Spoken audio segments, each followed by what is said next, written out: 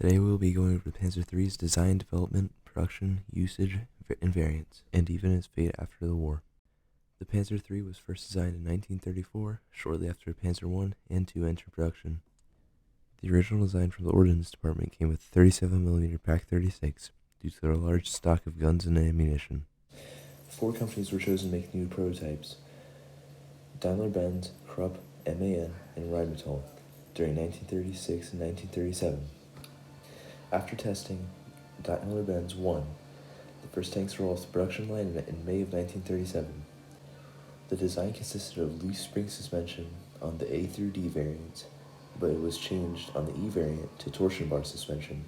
The crew included 5 men, 2 in the front of the hull, 1 driver, and 1 radio operator that operated the MG-34 machine gun, mounted on the front of the hull. Next, the turret crew, which consisted of 3 men. The commander, which was positioned in the back of the turret, with a loader and a gunner in the front of the turret. On the mobility side, the tank totaled 23 tons, powered by a 12-cylinder Maybach HL-120, making 293 horsepower. That's more than a Hummer. That's pretty good. It had a fuel capacity of 300 liters and a range of 103 miles on-road or 53 miles off-road. The max speed that this Panzer could reach was 25 miles per hour on-road. The idea behind the Panzer III was that the Panzer III and the Panzer IV would work together.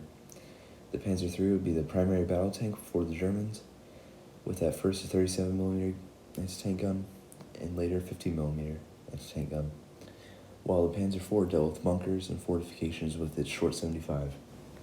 At first, the Panzer III A through C had a sad 15mm at most, while variants D through G had 30mm of armor, which is not terrible. I mean, I guess if you're going up against a PTRD, but it's not very good against a T-34 76 or KV-1 76.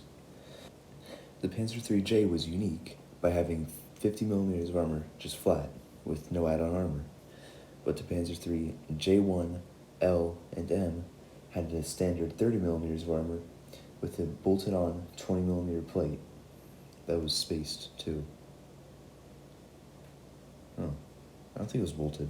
It was probably like welded with attachment points or something like that. I don't really know how they did it, but that's why I just know from Wikipedia. The Panzer IIIM also had Schützen, I think that's how you pronounce it.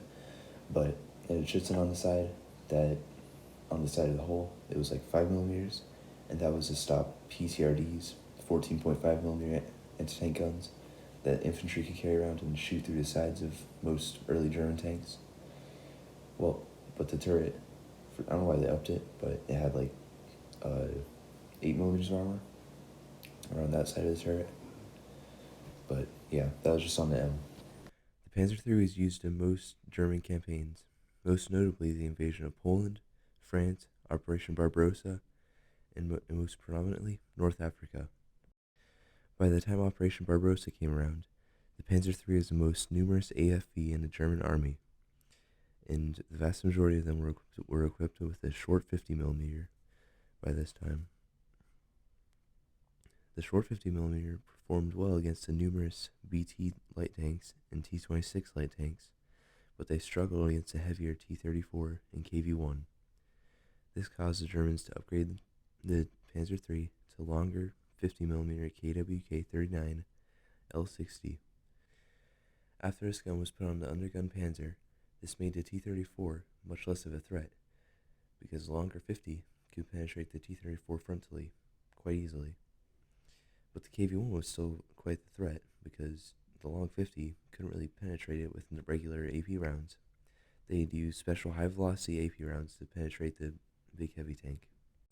One thing I'd like to point out is that the T-34 and the KV-1 was much less reliable compared to the Panzer III, which had been around for years before the actual invasion of Russia and the Soviet Union. So most of the, I guess, flaws to it and like unreliable stuff, like had been worked out of it. But with the KV and the T-34, they had like just gone into production. In North Africa, the Panzer III was heavily used throughout the Desert War from 1940 to 1943, with early on Gambia Stuarts and Crusaders with the short 50 that performed very well against the light tanks and their light armor. As the war progressed, the British tanks got bigger and scarier, with shortly after the start of the war, the Matilda being fielded by the British, which could not be hurt by a short 50, and later the Lend-Lease M3 from the Americans. The M3 hull mounted 75mm could easily penetrate the 50mm of frontal armor that the Panzer III had. While the short 50 could not penetrate the M3's front, this was another reason to upgrade the gun. As the war dragged on, the Nazis used less and less of the Panzer III. Most were used for escort tanks, for Tigers, or were sent back to their fatherland to be converted to armored recovery vehicles. In the end, the Panzer III was a good tank and even could be repurposed and used later in the war. One thing I didn't mention was that the Panzer III hull was used for the Stug 3. The Stug 3 was the most produced tank that the Germans made in World War II.